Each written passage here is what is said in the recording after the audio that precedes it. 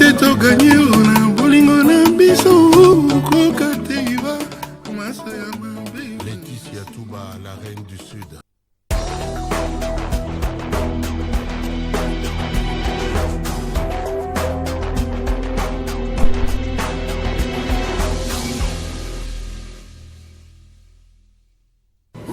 Vous connaissez ce générique et c'est que cela signifie. Nous l'avons annoncé depuis plusieurs heures, Jean-Marie Kassamba et de nôtres pour les dessous de cartes, c'est-à-dire l'analyse de l'actualité, comment se porte la République démocratique du Congo, l'Afrique, mais aussi le monde.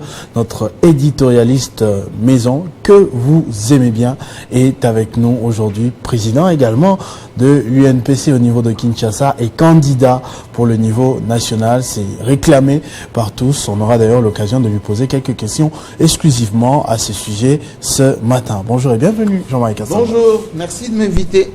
Dans un très très beau costume et les couleurs rouges devenues populaires à Kinshasa, grâce notamment à vous. Il paraît que ça fait beaucoup d'émules. Hein. Beaucoup de ceux qui aiment bien la classe, les styles, adoptent. Le rouge comme le sang que l'on veut faire couler en ce moment à l'UDPS, peut-être plus de 6 ans après avoir acquis le pouvoir recherché pendant 37 ans. Le parti de Félix Tshisekedi, le parti présidentiel, continue de s'entretuer, continue de se comporter comme un parti d'opposition, malgré sa présence au pouvoir. Ben, le premier regret vient de Kabouya lui-même, secrétaire général de l'IDPS, qui a fait mea culpa très touchant.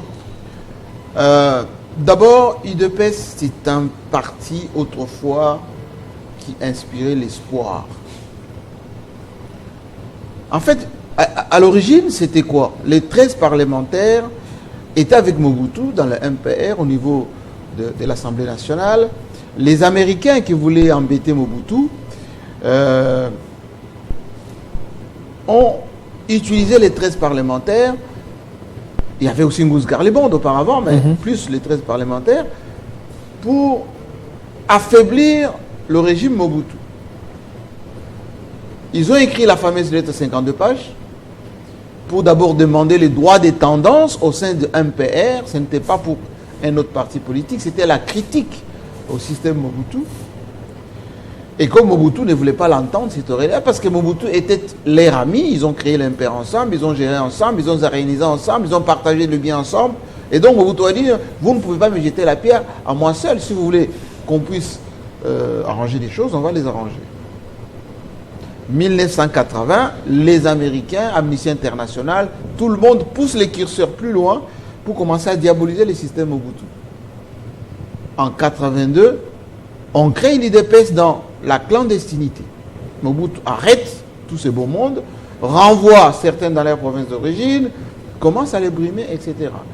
Black Caucus aux États-Unis, et derrière ces 13 parlementaires, on connaît la suite, c'est-à-dire Mobutu a commencé à les manipuler les uns après les autres. On a créé IDPS bis, on a pris certains, on les a mis au gouvernement, les Kibasa Maliba, les Birindois, etc. Jusqu'à ce que Félix Tshisekedi, enfin qui était enfant de son père, voyait tout ceci.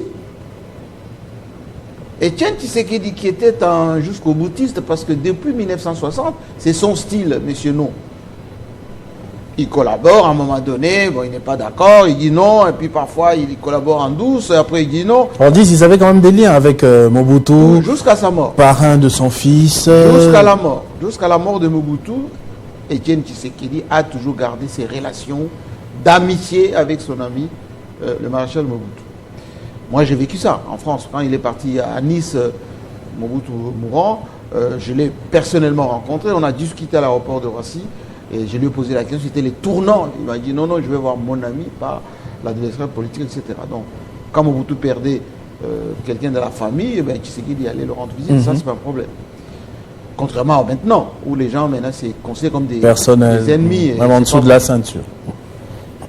Qu'est-ce qui se passe à l'IDPS? En réalité, il ne se passe rien.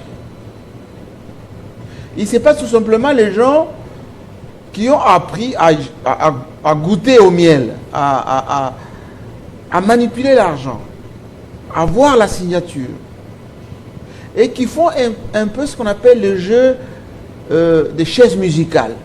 Autant que je m'y mette. Kabouya, c'est le moindre mal en ce moment pour l'IDPS. Voici un homme, moi je ne le défends pas, je ne suis ni de l'IDPS ni ami de Kabouya, je dis ce qui est logique et clair. Kabouya a hérité IDPS après que Tshisekedi soit président. Il est de facto président AI, selon leurs textes. Quand Kabounda est parti, Kabouya est secrétaire général, enfin, il était en dessous de Kabounda, il a repris le flambeau du parti. Mais qu'est-ce qu'il a fait de l'IDPS, Kabouya? Mais les élus qui sont partout, c'est Kabouya. Une certaine ingéniosité, pour ne pas dire ingénierie politique, voilà les termes. Avec l'opposition, avec la société civile, avec les diplomates, mais c'est Kabouya. Les mots comprenant dans la situation, parfois, des lectures des textes, suivez mon regard, c'est Kabouya.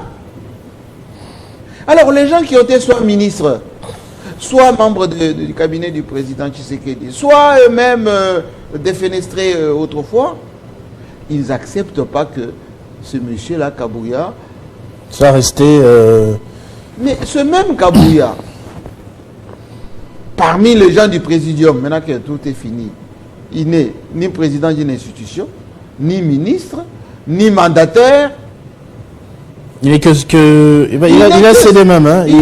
Au Sénat, il a cédé au frère Tshisekedi et donc il est député national seulement. Je crois. Il n'est que député national. Mais on lui reproche, Jean-Marie Kassamba, le siège. C'est vous qui êtes souvent très dur envers les partis politiques qui n'entretiennent pas leur siège. Un grand parti comme UDPS a ce que l'on connaît là comme temple entre guillemets de la démocratie, alors que Ensemble pour la République de l'opposition est bien installé à Lubumbashi avec un bâtiment, des bureaux conformes. Comment Augustin Kabouya peut gérer les partis sans réhabiliter? D'abord, qui cotise à l'IDPS? Tous les ministres, députés, conseillers. Ça vient à quel rythme? Vous savez, on dit, oh, il a vendu les postes, etc. Moi, je suis bien, j'ai fait mes investigations. Je veux bien qu'on me montre celui qui a donné $1 million à Kabouya pour qu'il encaisse ou qu'il mette dans sa poche. Certainement, quelqu'un peut contribuer à $10 000, $20 000, $30 000. Mais combien de gens vont là-bas lui demander de l'assistance, etc.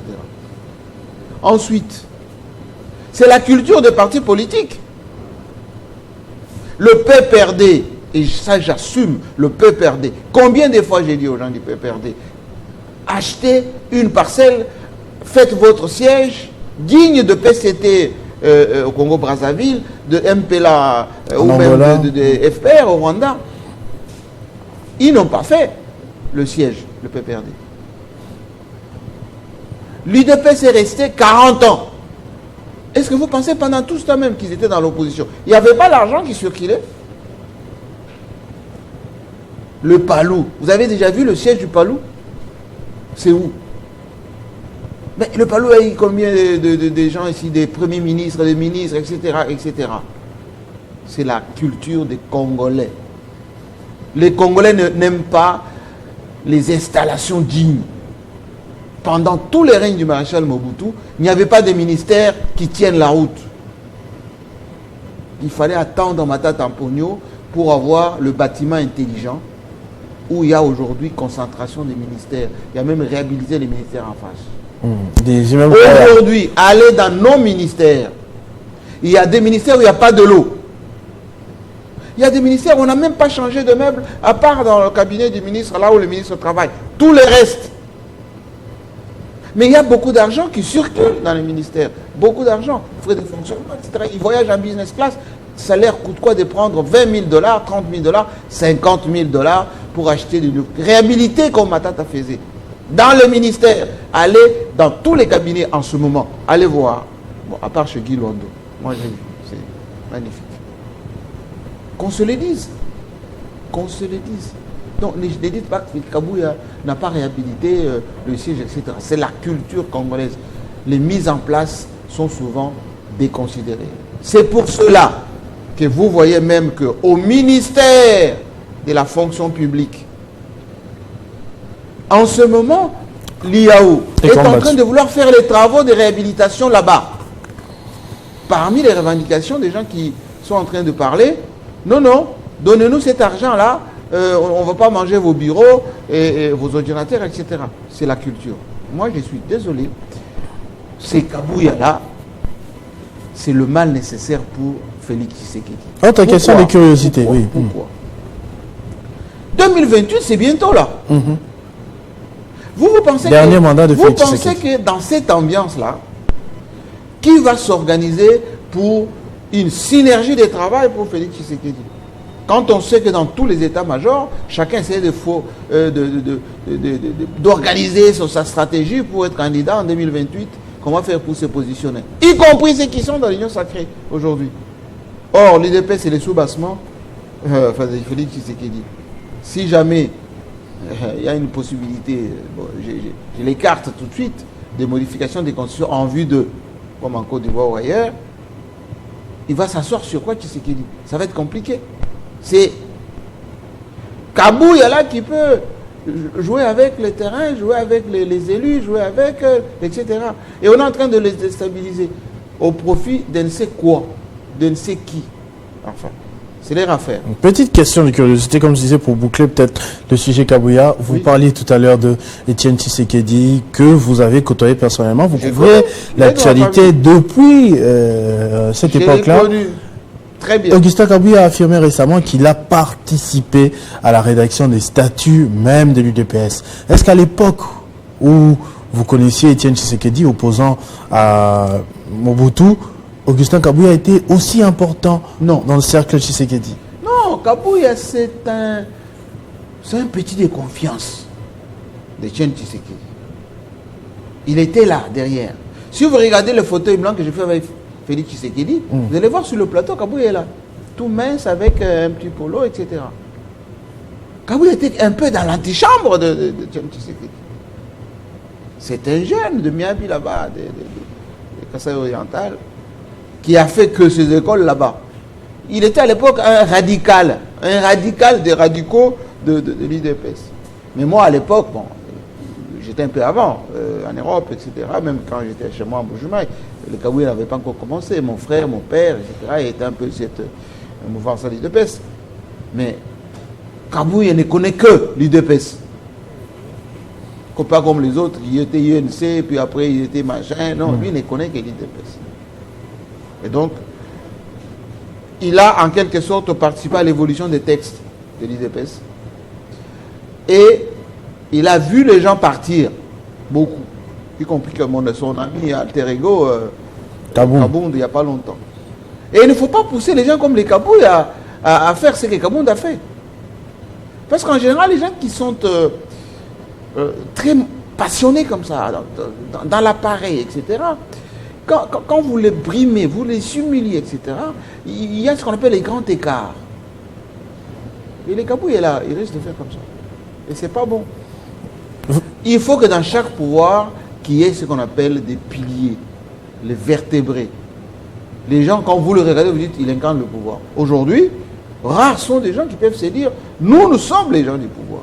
Parce qu'on met souvent, même les gens qui s'imprègnent, qui s'installent, qui luttent, de la manière dont on les brutalise, on les déstabilise, ça fait réfléchir même ceux qui sont encore à petite échelle ou ceux qui sont ailleurs. Ils disent, ah, si lui on lui fait ça, mais nous là, qu'est-ce qu'on va faire? Vous citiez autrefois Jules Alingueté par exemple. Mais bien évidemment. Jules Alingueté, comme Fifi Masuka, ce sont les piliers de la symbolique système Tshisekedi, qui crédibilise Tshisekedi. De quelle manière? Lorsque ailleurs on parle de la lutte contre la corruption, on parle de qui? Alingueté. Il est en ce moment à l'étranger d'ailleurs, au Canada. Que des congratulations.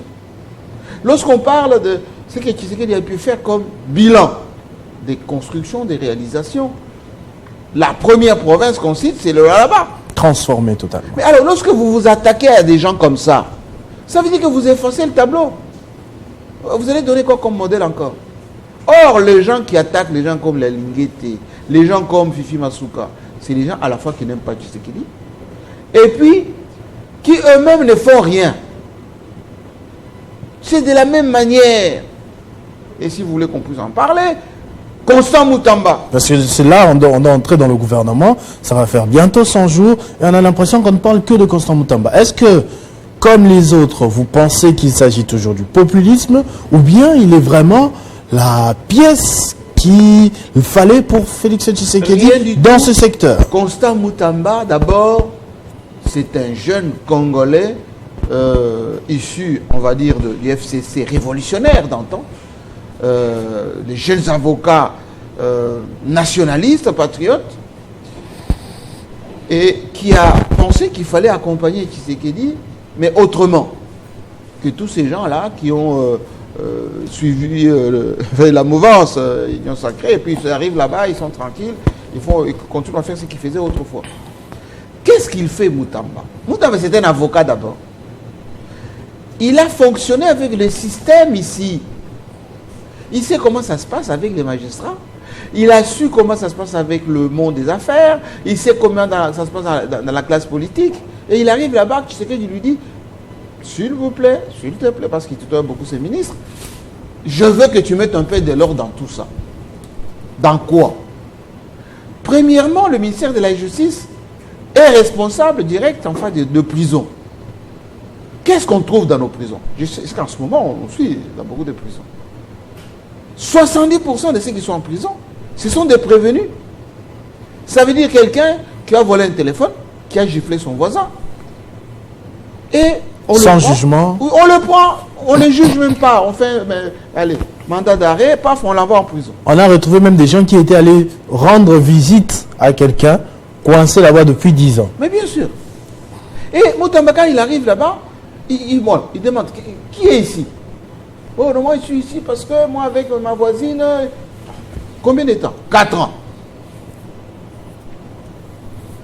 Comme il est responsable des prisons, il peut désengorger ces prisons sans qu'il y ait des problèmes majeurs. Et vous entendez les magistrats dire non, il aurait fallu qu'il renvoie d'abord les dossiers chez nous, et puis nous on va s'empêcher de voir, ensuite on va faire la procédure pour libérer ces gens-là. Mais Dieu sait combien de magistrats ont des dossiers. Moi je vais parfois rendre visite, j'ai des amis magistrats ou dans nos tribunaux ici. Et vous trouvez un magistrat qui est d'abord dans des conditions on ne peut plus difficiles, avec des tonnes de dossiers. Parfois les magistrats, les PGR là ne leur donnent pas des dossiers pour traitement, etc. Et ça s'accumule comme ça. Et quand vous arrivez, si vous avez un peu d'argent, on va chercher vos dossiers, on va les traiter, etc. Mais souvenez-vous que cette affaire de magistrat a été parmi les pommes de discorde de la rupture FCC Cash. Souvenez-vous de Obaminakou et M. Sakata qui voulaient une réforme. Est-ce que Moutamba peut compter sur Félix Tshisekedi ou bien il sera aussi... On est en train de ressusciter ces projets qui étaient salutaires. Pour des raisons essentiellement politiciennes, on s'est attaqué à la loi Sakata Minakou pour rien. Tout le monde regrette aujourd'hui. Je pense que Félix Tshisekedi en tête regrette aujourd'hui. Il y a eu beaucoup de choses qu'on lui a fait faire maladroitement. Même le divorce avec l'FCC, lui-même l'a dit qu'il regrette de cela. Donc, Constant Moutamba dit, on va désengorger les prisons. Deuxièmement, les frais qu'on paye. Il y a des gens qui se font du pognon terrible au niveau de la magistrature, avec les amendes, avec les cautions, et avec des frais judiciaires en général, qui sont payés Maboko Bank. Constant arrive, il dit, on va bancariser ça. Est-ce que vous savez que depuis un mois, allez, une semaine, parce que je suis allé constater un peu tout cela, la justice a accumulé de l'argent. Et cet argent, ce que je souhaite, et je le dis le plus solennellement possible, qu'on prenne une partie de cet argent, qu'on réhabilite nos tribunaux, qu'on donne les moyens aux magistrats, qu'on les met dans les conditions... Les juges. Les juges. Parce que cet argent va augmenter. Il y a des gens, vous savez, quand on les envoie en prison, quand ils payent, par exemple, pour des libérations provisoires, c'est beaucoup d'argent. L'argent des cautions. Oui. Mais cet argent, ça va où? Est-ce que vous savez, par exemple, que si on arrête, on fait des perquisitions dans vos bagages, quand vous voyagez, vous êtes à l'aéroport, on vous trouve avec 100 000 $, 200 000 $, 300 000, 1 million parfois. Et beaucoup d'argent sortent du pays comme ça. On ne sait pas où est-ce qu'on met cet argent. Il y a souvent des discussions entre la DGM, on ne sait pas. Désormais, il faut que cet argent, on le prend, on le pose dans un compte qui peut servir d'améliorer les conditions de vie des magistrats. Parce que tout n'est pas souvent problème des magistrats. D'ailleurs, les politiques, très souvent, manipulent les magistrats, interviennent dans les dossiers des magistrats. Et là, je parle pour le compte des magistrats. Vous ne pouvez pas à la fois dire, on enlève ces magistrats-là, ce sont les magistrats de Kabila. On va mettre nos magistrats à nous. Et vous mettez vos propres magistrats, vous êtes derrière à leur donner des injonctions pour aller arrêter tel et ne pas arrêter tel. Et quand ça ne fonctionne pas, vous dites que ce sont les magistrats qui sont en faute. Mais lorsque les gens portent atteinte, je veux dire, au budget de notre armée, l'argent n'arrive pas, les tennis sont vendus, de toutes ces histoires-là. Et on les arrête par les magistrats militaires. Et vous entendez en coulisses, non, lui, bon, sortez-le. Et les lendemain, vous dites, c'est la faute aux magistrats. Non. Autant il y a des magistrats véreux, il y en a même certains qui étaient condamnés, mais qui sont renommés pour une cause qu'on ne connaît pas. Enfin, on parle de coterie, on parle... Si ce n'est pas bon, eh bien, il y a aussi des magistrats qui sont sérieux, qui sont patriotes, qui font leur travail avec dignité. Et souvent, c'est là, ils n'ont pas la promotion qui tient la route, c'est là, on ne leur donne pas des vrais dossiers, etc. Et c'est là on ne les remercie pas. C'est pour cela que Moutamba est arrivé. Ceux qui s'opposent à ce que Moutamba fait, c'est ceux qui ont toujours l'habitude de faire des choses mauvaises. Il faut qu'ils fassent ces états généraux là. Là, ils vont bien éventrer les boas. Mais on dit les états généraux précédents qu'il y a eu avec Luzolo Bambiou, Tambwe Mwamba, les résolutions sont là, mais pas encore appliquées. Est-ce qu'il faut encore des états généraux? Bien, il faut visiter d'abord. Sur les résolutions. C'est souvent la haute hiérarchie. Conseil supérieur de la magistrature, les politiques qui arrivent, qui disent non, ce qui se faisait avant, c'est pas bon. Nous, on doit faire ça comme ça. Notre justice à nous, c'est ça. Pas le race. Oui, c'est cela. Et donc, que chacun fasse son travail. Que les politiques arrêtent de manipuler, de s'ingérer dans le fonctionnement de la justice. Parce que vous maîtrisez un peu les deux tableaux. Est-ce qu'il y a une similitude avec ce qui se passe aussi avec Dupond-Moretti en France et ce qui arrive à Constant Moutamba ici avec le Conseil supérieur de la magistrature, le magistrat? Bien sûr. Vous savez, en Italie, lorsqu'il y a eu l'opération Main Propre, qui était mis au devant de la scène? C'était des magistrats. Il n'y avait pas beaucoup de politiciens qui intervenaient là-dedans.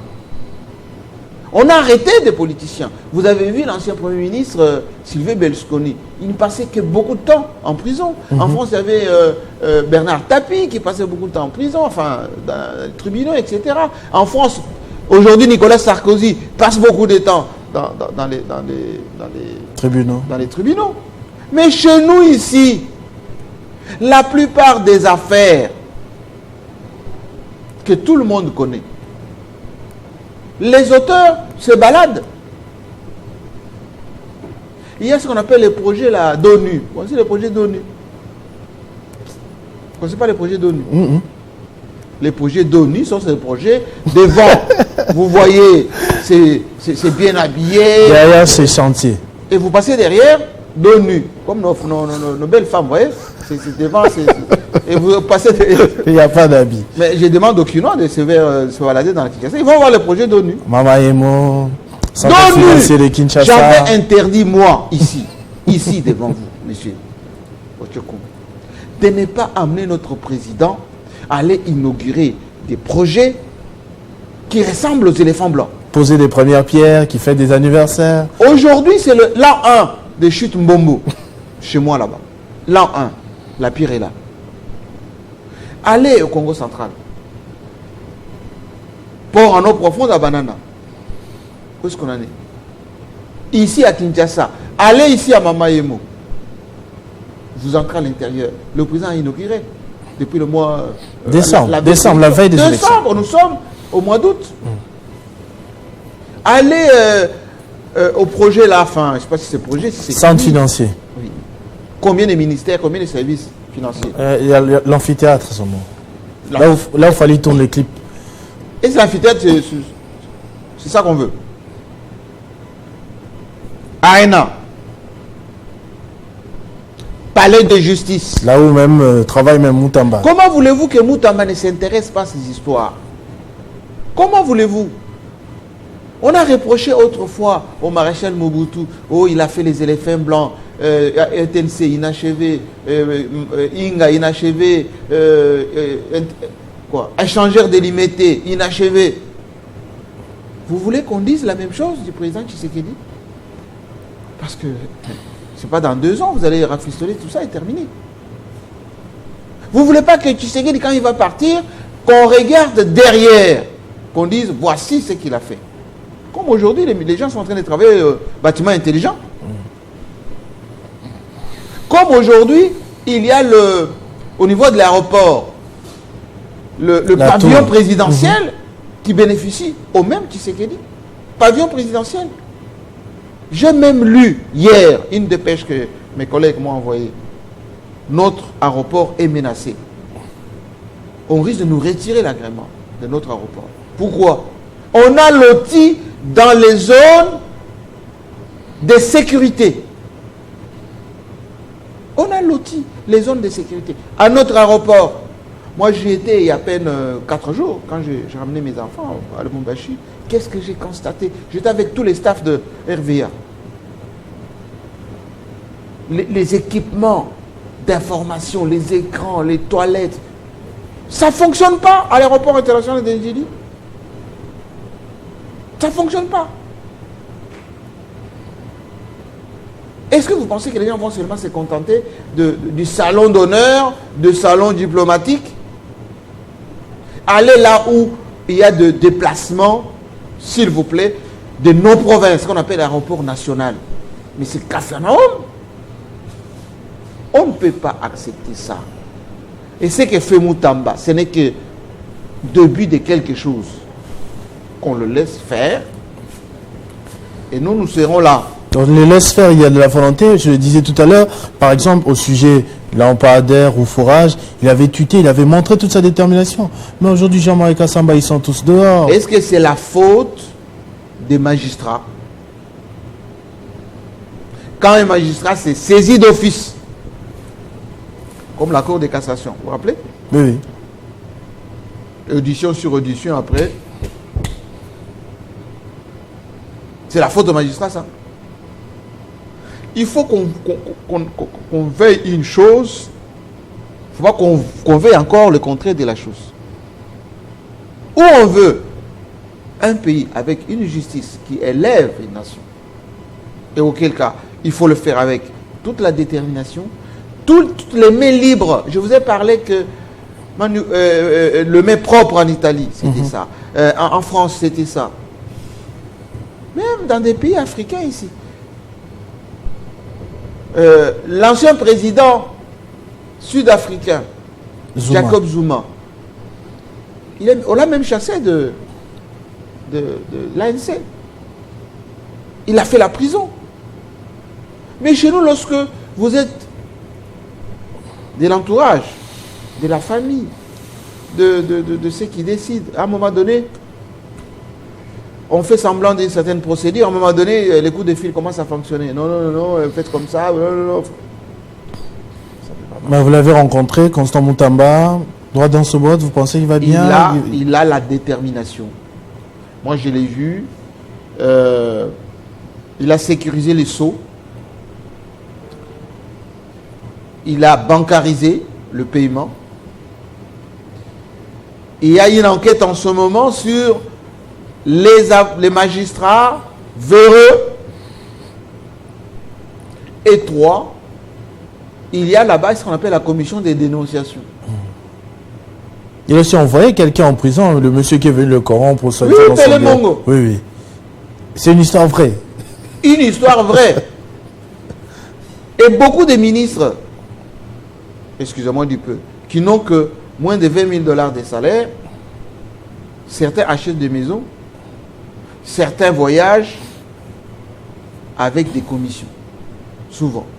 Ces commissions, ça vient d'où? C'est ce genre de propositions. Tendancieuses. Vous savez, un ami m'a fait rire. La plupart de ceux qui étaient venus pour travailler avec Fachi, que ce soit du Canada, de Paris, beaucoup sont rentrés.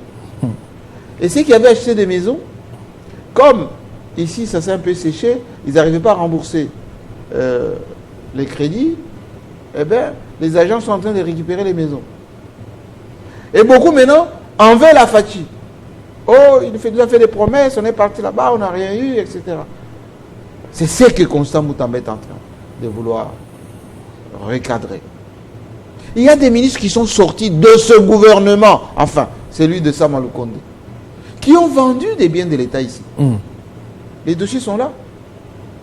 Beaucoup ont été déjà dénoncés à la commission de Mutamba. Beaucoup, sans le savoir. Vous allez voir bientôt comment dans nos tribunaux ça va fonctionner. Et donc, il faut essayer de laisser les gens qui essaient de travailler le faire.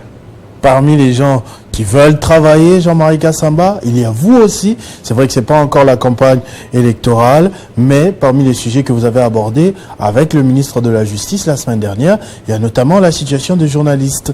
Vous voulez devenir président de l'Union nationale de la presse du Congo et beaucoup de choses vont changer. On a entendu entre les lignes une création d'ordre de journalistes désormais. Oui. Moi, je suis venu à encadrer des journalistes depuis 2014 à la demande d'abord de la corporation. Kassongo Chilunde Père son âme, à l'époque, il n'était que secrétaire général, était venu me voir, voyant ce que je faisais avec Fauteuil Blanc, avec Télé 50, avec beaucoup de choses, etc. Pour me dire, DG, ce que vous faites là, ça nous intéresse. On aimerait bien que vous encadrez des journalistes. Vous avez déjà commencé à donner le modèle de quoi? D'un journaliste propre, des journalistes qui travaillent professionnellement, qui cherchent ces sujets, qui quittent de la vie informelle à une vie de quelqu'un de responsable, qui était dans sa famille, jeune étudiant, mais comme M. Ochokoum, qui devient aujourd'hui la star du pays, journalistiquement parlant. On aimerait que ces modèles soient généralisés. Eh bien, il y a la génération GMK aujourd'hui. Dans mes propres médias, à travers le pays, à l'intérieur du pays. Quand Songo Chilunde est parti, il y a eu beaucoup de désordres dans notre métier, enfin, dans la corporation. Je m'occupais de Kinshasa, mais il y avait UNPC national et beaucoup de tohu-bohu inutiles. Et chaque fois quand je fais les déplacements de province, il y a les confrères, consoeurs qui m'apostrophent. Président, on voit ce que vous faites à Kinshasa. Occupez-vous de nous.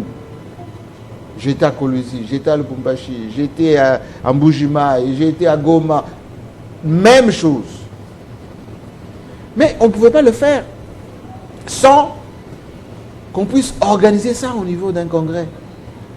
Pour organiser notre congrès, il y a eu des problèmes sérieux. Le problème, c'est qu'il fallait rassembler les textes. Et je salue Séverin Bamani, professeur Bamani, qui est aujourd'hui élu, député, qui nous a aidés à formaliser, à rassembler les textes. Et je salue le ministre Mouyaya qui nous a accompagnés, états généraux de médias, de la communication du pays. Je présidais moi-même la commission sur la nouvelle communication du pays, etc. On a des nouveaux textes, on a la nouvelle loi. Maintenant, on doit faire ces congrès. Il fallait des moyens. Vous êtes monté sur le grand chevaux jusque chez le président. Il a tenu sa promesse, le président? Ah, là, je le salue. Les deux promesses que je lui ai... les deux demandes que je lui ai faites. La libération de Boujakera, c'était devenu viral, c'était devenu une affaire nationale, internationale même. Il m'a donné sa parole, il dit je ne mets pas mon nez dans ces affaires, je vais fourrer mon nez là-dedans. Il a fourré son nez et Jacquier, quelques semaines après, était libéré. Il m'avait promis, oui, on va vous accompagner pour le congrès. Ça a pris un peu de temps parce qu'il fallait d'abord faire les élections, terminer, etc. J'étais avec le ministre des Finances. Le même jour, j'étais avec le ministre des Finances, avec mon ami Sekana et tout ça, le ministre des Finances, président, je viens de signer aujourd'hui même la mise à disposition de ce moyen. Et nous avons ces moyens qui ne sont pas énormes, que nous allons consacrer à l'organisation de ces congrès. Et depuis que nous avons annoncé qu'il y a ces congrès du 17 au 19, les demandes affluent, les souhaits affluent. Président, c'est le moment. Toute la République va J'ai dit participer. afflue, mon téléphone, si je vous montre les messages. Président, apporte-nous le dynamisme, le leadership, la solidarité. Notre bouclier, c'est vous. Quand on nous arrête, c'est vous. Quand il y a des problèmes, c'est vous. Quand quelqu'un meurt, quand quelqu'un est malade, c'est vous. On doit, le modèle que vous avez en termes de gestion de vos journalistes, de la presse, etc. Révolution médiatique. Oui, révolution médiatique. Président, notre siège doit être présentable, tout ceci. Voilà. Donc ce travail-là, que je ne vais pas faire seul. On va le faire avec la jeune génération. Je vais bénéficier de beaucoup de conseils de vertébrés, comme mon modèle, Kibambi Shintoa, que j'ai reçu ici, comme les Manda Chebois qui sont là, comme Chantal Kanimou qui a été présidente avant, comme tous ces gens qui ont le souci que les choses se fassent bien, mais avec une présence, avec une respectabilité. Le métier de journaliste, un journaliste, c'est un comment dire, un partenaire. C'est pas pour rien qu'on nous appelle pouvoir. Nous sommes un pouvoir exécutif, législatif, judiciaire et nous, quatrième pouvoir. Vous ne pouvez pas être un pouvoir et être faible, être invisible, inexistant. C'est ce travail que nous comptons faire. Faire quoi concrètement? Un, il faut restructurer l'UNPC national avec ses démembrements. Nous avons nos textes qui sont là. Je parlais de Babani qui a identifié tout ceci. Il faut discipliner les gens. Nous avons mis en veilleuse l'octroi de la carte de presse. Aussitôt que on termine ces congrès, désormais on doit identifier avec un critérium à l'appui. Ne peut être journaliste selon nos textes, quelqu'un qui a fait une formation en la matière, quelqu'un qui a fait un stage, quelqu'un qui est coopté, pour ne pas dire parrainé, qui est dans un organe de presse, avec une certaine moralité. La sanction, si vous sortez de ces clous. Ensuite, il faut qu'il y ait des médias crédibles, des chaînes de télévision avec des studios, des rédactions avec des journalistes formés. Là, il y a des stagiaires, vous les voyez chez nous ici, qui défilent les stagiaires. On refuse, parce qu'ils viennent chercher un modèle. Ensuite, il faut que les jeunes partent en formation. Nous faisons ce travail parce que nous avons été formés dans des grandes écoles. On a des contacts à l'extérieur, on a des contacts au niveau international. Et je c'est ça. Vous ne pouvez pas vivre à la Gombe, aller en train de suivre des petits événements pour avoir les petits coupages, etc. Non, ce n'est pas journaliste, ça. Et donc, on va faire ce travail avec les patrons de presse qui doivent avoir l'accompagnement. J'ai eu aussi auprès du ministre l'assurance qu'on va avoir peut-être une ligne budgétaire pour pouvoir accompagner la presse responsable qu'on va identifier. Parce que souvent on demande à la presse d'accompagner le pays, de ne pas relayer les messages de l'ennemi, de faire du journalisme patriote. Il faudrait qu'on retourne quand même. Il y a des moyens, et ces moyens, on ne peut pas, on va dire, distiller ça comme ça, ad vitam aeternam, à des gens qu'on ne connaît pas, qui vont faire quoi. Parce qu'en général, chez nous, les journalistes pensent que quand on donne les moyens, l'État donne les moyens, c'est pour que vous ayez acheté des maisons, acheter des costumes, etc. Non, c'est pas ça du tout. On peut vous construire des studios, On peut vous mettre en place ce qu'on appelle la défiscalisation. Au lieu de payer tel impôt, parce que vous êtes du média, on va défiscaliser quelque chose. On peut vous donner des facilités de voyage pour les journalistes qui font à l'intérieur du pays. C'est toutes ces mesures-là. Assurance santé. Assurance maladie. Il y a des hôpitaux de l'État, par exemple, où on peut être affilié. Vous voyez, ce sont ces choses-là que nous allons établir, on ne pourrait pas dire discuter avec l'État, pour qu'on ait des passerelles comme ça, en tant qu'interlocuteur. Moi, comme je l'ai toujours dit, il faut sortir les journalistes congolais de la mendicité. Les journalistes congolais de l'asservissement. Et un journaliste, c'est une personnalité respectable. Vous ne pouvez pas passer vos journées dans l'antichambre d'un ministre. Il sort là, il vous voit à peine. Bon, mes amis de la presse, bon, on vous distille $200, vous êtes 22, vous allez vous partager. C'est pas ça du tout. Le travail que nous faisons, ça a une valeur. Donc, il faut le faire fonctionner. Donc, voilà le travail que nous allons faire bientôt. Je vais faire bientôt une tournée à travers les rédactions pour essayer de mobiliser les gens. Ensuite, au niveau de Kinshasa, parce que c'est chaque section qui va identifier qu'est-ce qui vont participer à ces congrès. Au niveau de la ville de Kinshasa, c'est l'exception parce qu'il y a la concentration de beaucoup de gens ici. On aura un quota un peu plus. Et puis les délégués des provinces qui vont nous rejoindre pour ces congrès. Ça, c'est une question des caméramans. Ils disent, et leur situation à eux. Si vous allez vous occuper seulement des journalistes, ou bien il y aura aussi un aspect pour les techniciens, les caméramans, les régisseurs. Savoir, les JRI, journalistes, reporters d'image. Ce sont des journalistes. Les caméramans de chez nous, ils partent avec une caméra, ils peuvent filmer, interroger, venir avec les images, monter le sujet, diffuser. Il est journaliste, il a droit à la carte. Il faut différencier les journalistes avec les techniciens audiovisuels. C'est différent. Un réalisateur n'est pas un journaliste. Un monteur n'est pas un journaliste. Mais un journaliste, comme M. Ochoko, mais responsable d'ailleurs, des reporters qui sont en même temps monteurs, donc il filme, il monte, il pose la voix. Il est journaliste, il est dans la carte.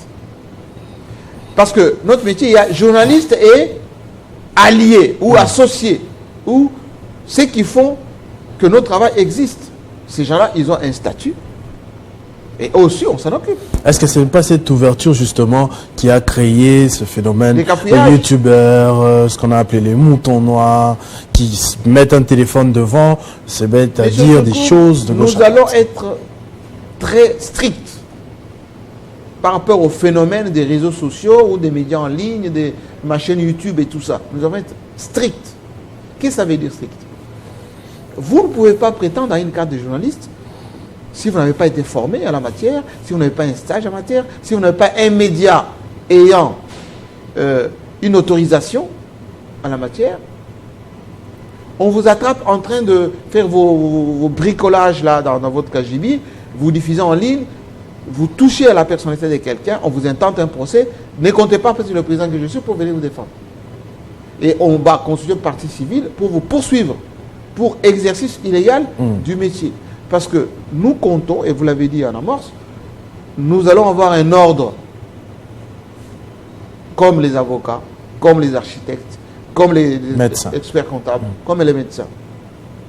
Et on ne blague pas avec notre métier. Moi, vous savez, j'ai commencé ce métier commercial, banquier, pendant une dizaine d'années. Mais je faisais ça dans la journée, le soir, j'allais à la radio, j'allais à la télé. Mais depuis 25 ans, je ne fais que ce métier. J'ai arrêté financier, j'ai arrêté commercial pour me consacrer à ma passion, au travail pour lequel j'ai été à l'université, j'ai été formé. Vous n'allez pas m'appeler collègue lorsque vous allez faire des bricolages avec les téléphones, les Android, etc. Vous êtes sur Internet, vous bricolez des petits articles, vous dites que vous êtes journaliste. Non, je suis désolé. Et c'est ce travail que nous allons faire avec la commission de discipline, avec la commission d'éthique. Et on ne va pas blaguer. Donc rendez-vous, c'est le 17-19 à Kinshasa. À Kinshasa. Les téléphones n'arrêtent pas de sonner, comme vous avez dit. Oui. Les journalistes Et je leur réclament Jean-Marie Kassamba. Je leur dis comme De Gaulle, je vous ai entendu. Et nous allons faire ce travail ensemble. C'est très bien. Comme vous citez un grand de l'Europe, on va parler aussi de la situation de l'Europe. Pour terminer, en Ukraine, la situation 6 est commis 9, comme on dit en lingala. On a l'impression que Volodymyr Zelensky est en train Faux. d'avancer un tout petit peu. Faux. Ça se voit que vous suivez beaucoup LCI et France 24 et RFI et tout ça. Faux.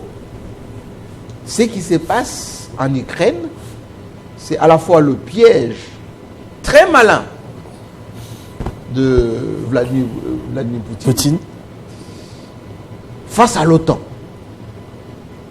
La guerre, de mon point de vue, est déjà terminée depuis. Et la Russie l'a déjà emportée. Pourquoi? Parce que le Donbass, il faut oublier, c'est déjà russe. Parce que l'OTAN a déjà perdu par rapport à la Russie. On voulait l'implosion de la Russie, ça n'a pas eu lieu. La Russie s'est rapprochée de la Chine, de l'Inde, beaucoup de pays d'Asie, pour ne pas dire du Moyen-Orient, l'Iran, la Corée du Nord, tout ceci constitue un bloc trop fort. La Russie a développé son économie. Jusqu'aujourd'hui, l'Europe achète du gaz, l'uranium à la Russie, ça vous le savez. Oui. Et que Poutine a tout simplement laissé dans cette zone un peu oubliée là, des courses là-bas, les mercenaires et quelques armes occidentales entrer sur le territoire. Et pendant ce temps, il stabilise, pour ne pas dire, il consolide là où c'est le plus important et le plus difficile pour l'Ukraine, dans les Donbass là-bas. Et vous allez voir avec l'armada russe, l'aviation russe, les troupes russes, ils vont vous civiliser, les gens là, les qui ont traversé là, du côté des courses là-bas, dans pas longtemps. Beaucoup ont été faits prisonniers. C'est un piège, on vous laisse entrer. On vous laisse entrer. Et puis, pouf, ils vont boucler tout ceci. Et les négociations dont on parle avec la Russie et l'Ukraine, ça sera pour bientôt et ça sera compliqué pour l'Ukraine parce que l'Ukraine a été détruite comme vous ne pouvez pas le savoir. En réalité, en Ukraine, il y a beaucoup de minéraux là-bas. Il y a beaucoup de richesses que les Occidentaux voulaient exploiter. C'est pour ça qu'ils voulaient à tout prix s'installer là-bas, etc. Mais l'arrivée de Trump, ça va encore changer la donne. La maman Kamala Harris. Oui, elle ne va pas gagner, il ne va pas gagner du tout. Malgré qu'en Occident, on est en train de vouloir, mais on a parlé que d'elle, etc. Trump sera le prochain président des États-Unis. Je vous avais dit pour Biden qu'il ne va pas... Il n'y a pas Obama derrière, oui, ça vous l'aviez dit. Je vous avais dit ça. Il faut m'écouter. Je vous avais dit aussi que votre ami Macron, avec son petit là... Attal. Ça ne va pas aller. Et jusque-là, il n'a pas nommé de Premier ministre. Il va nommer le Premier ministre. En menace de le poursuivre. Il refuse de prendre acte. Là, c'est Mélenchon. Oui, mais il va nommer le Premier de gauche, là, dans pas longtemps. Et ça en est fini pour Macron. Terminé. Avec tout ce qu'il a pu faire, les jeunes hommes que je connais, autrefois chez Rothschild, mais c'est fini. C'était l'Arlésienne qui est passée comme ça, avec... tout son côté un peu, excusez-moi du terme, des fois, et tout ça. C'est fini tout ça, terminé. Non, en réalité, on voulait l'implosion de la Russie comme à l'époque de Gorbatchev, ça n'a pas eu lieu. Il y a un type qui est hyper puissant, qu'on appelle Poutine, sur le plan technologique, sur le plan militaire, sur le plan économique, sur le plan... Il a une longueur d'avance par rapport à l'intelligence économique, à l'intelligence artificielle par exemple. Ils ont développé des armes, d'une technologie extraordinaire. Et ces gens-là, on ne peut pas les vaincre comme ça. Vous savez que si Poutine dit, je vais envoyer quelques bombes planantes là-bas, course là, il va raser, il va les brûler. Pendant rien de temps. J'ai dit à une journée. On ne vous explique pas les niveaux d'équipement et la masse. La Russie, c'est un continent, monsieur. C'est immense la Russie. Ils ont des moyens illimités. Ils ont toutes les richesses, la Russie. L'or, les diamants, l'uranium, ils ont tout, les Russes. Le problème, c'est que quand on a dépiécé l'URSS autrefois, il fallait refaire ce travail d'une manière méthodique. Et Poutine l'a fait depuis 20 ans, d'une manière méthodique. Là où ils sont, c'est un peu compliqué. Merci beaucoup, Jean-Marie Kassamba, pour toutes ces analyses. Et l'Afrique devrait s'inspirer de cela. Et je vais terminer par là. Oui. Qu'on arrête ces histoires de négociations sous-régionales. Processus de paix de Luanda. Là, vous parlez du Grand Lac. Oui. Qu'on arrête ça. On amène notre président dans ces histoires. Certes, on peut faire la diplomatie, etc. Mais parallèlement, il faut qu'on s'organise militairement. C'est ça la vraie solution. Il faut qu'on ait des vrais alliés. Vous trouvez normal que on paralyse notre GPS là-bas au Nord Kivu et on ne trouve pas les contre-mesures encore. Moi, je parle avec certains militaires. Les pauvres, ils attendent qu'on puisse prendre ce qu'on appelle des mesures. Moi, j'ai mon collègue du Tchest qui vient d'être nommé à l'année extérieure, mais qu'on lui donne des moyens. Qu'on lui donne des moyens à l'année extérieure.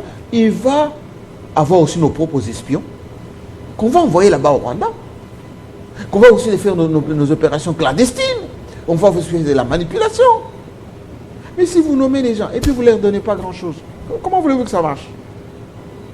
On ne fait pas la politique, on ne protège pas le pays avec des discours, avec des mesures, comme dit Sango. Non, les mesures, les discours, ça ne sert à rien. Faites. Ne prévenez pas. Oui, ce dont on ne prévient pas. Est-ce que la Russie, quand course là, ils arrivent, ils sont en train, allez, ouvrez. Tirez un peu, ouvrez. Ouvrez. Ils sont à 1000 km, allez, bouclez derrière. Voilà. Et bientôt, vous allez voir, et je vous donne ma parole, qu'on va commencer à négocier échange de prisonniers. On vous dira non, on a attrapé, Poutine a attrapé des prisonniers de guerre, il a commencé à les exécuter sommairement, et il faut qu'ils soient jugés pour ça. Mais quand vous laissez les enfants d'Otu entrer là, les yeux fermés, Bokota, Bokota, Bokota, vous ne savez pas que ils peuvent ça peut vous coûter cher. Voilà. Donc, la géostratégie, mon ami, c'est l'anticipation, c'est l'organisation, c'est les moyens logistiques que vous mettez à la disposition des gens. Il faut les laisser travailler. On ne peut pas nommer des gens et puis on ne leur donne pas les moyens. Ils sont inefficaces et après, on les critique. Comme notre gouvernement, là, des mamans Soumina. Ben, je pense à ma connaissance, ils n'ont pas encore les moyens de fonctionnement efficient jusque-là. C'est pas normal. Pratiquement 100 jours plus tard. Mais vous allez commencer à critiquer la pauvre maman Premier ministre. Donnez-lui les moyens. Donnez-lui les moyens. Dans ses cabinets, donnez les moyens. Enlevez les trop pleins de faux fonctionnaires qui sont dedans, les gens que les partis politiques ont injectés là-bas, qui n'ont jamais fait de notes de services, qui ne savent pas comment ça fonctionne. Ils viennent là-bas, ils posent seulement les mounières, ils tournent dans les couloirs. Non, c'est pas ça du tout. Mettez des professionnels qui doivent faire du boulot. Et vous verrez que. Et puis il va s'emporter correctement. Au lieu de nous exposer à des... Enfin. Bonne journée. Merci Jean-Marie Kassamba pour ces mots, pour ces analyses. Peut-être dernière indiscrétion des nouvelles de Joseph Kabila, parce que la population était inquiète dimanche soir. On a parlé d'un commando Zimbabwe, Félix Tshisekedi l'aurait rencontré, ils ont échangé, un peu tout ça. Il se porte très bien. En bonne santé, en sécurité. Et il est en sécurité. Je ne pense pas que Félix Tshisekedi voudrait bien le tuer, je ne pense pas. Ce sont des frères. Ils ont commencé à travailler ensemble. Aujourd'hui, ils ont des divergences sur le plan, on va dire, politique. C'est tout à fait évident. Que les gens les vendeurs d'illusions, là, qui disent, bon, pour que ça marche, il faut éliminer tel. Non, c'est pas ça du tout. On fonctionne pas. Un pays ne peut pas fonctionner comme ça. Et ils finiront par parler. Ça, c'est mon avis. Ils finiront par parler, ils vont parler Congo, et ça va avancer. Mais, intellectuellement parlant, ces travaux de recherche en tant que Docteur. Ça fonctionne très bien, il est en très bonne santé, sportif. Et bientôt, ses compatriotes le verront et l'entendront. Voilà. Merci beaucoup. C'est un homme qui est très préoccupé par la situation qui traverse notre pays parce qu'il aime tellement ce pays. Il a consacré sa jeunesse, il a fait des choses qui sont là, qui sont visibles, dont bénéficie encore le pays. Certains ont été détruites inutilement, les compagnies aériennes, voilà. C'est ça qui l'attriste un peu. Mais ils finiront par parler avec son frère. Ils sont des Sangalobangs là-bas, ensemble. Que les vendeurs d'illusions arrêtent de les faire. Félix Tshisekedi, il est président de la République. Il a l'intérêt général comme boussole.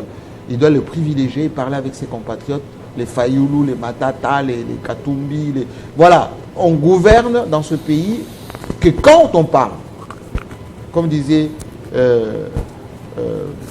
l'Américain Martin Luther King, il n'y a pas mieux que s'asseoir et parler. Et quand vous parlez, même si vous partagez le pouvoir, tout le monde partage les pouvoirs. Le pouvoir est fait pour partager pour le bien de tous. Et ça n'enlève à rien à personne pour partager le pouvoir. Kabila l'a fait à plusieurs reprises.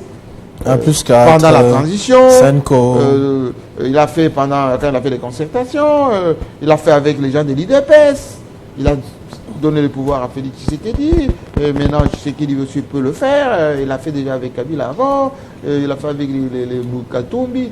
Le pouvoir c'est ça, c'est pas une exclusivité. Il faut savoir privilégier l'intérêt général et c'est ça que nous professons. Le Congo est un bien collectif. Ça n'appartient à personne. Merci Jean-Marie Kassamba pour ces dessous des cartes, pour ces révélations, pour ces analyses. Et on vous souhaite d'ailleurs bonne chance pour la campagne qui va commencer certainement d'ici... Mon téléphone est ouvert. Envoyez vos films de soutien, d'encouragement, etc. On va les exploiter pour que tout le monde voie que on vous aime un peu. Enfin, vous nous aimez un peu. Exactement. Merci beaucoup Jean-Marie Kassamba. On va laisser le plateau au journal La Langue. La minute à langue, Rodrigue Mumbere est déjà de l'autre côté. Il sera suivi de Jano Moujanaï. Merci à vous de nous avoir suivis depuis 7 heures à Kinshasa. On se retrouve très prochainement avec le même plaisir. Vivez heureux, vivez 100 ans, mesdames et messieurs.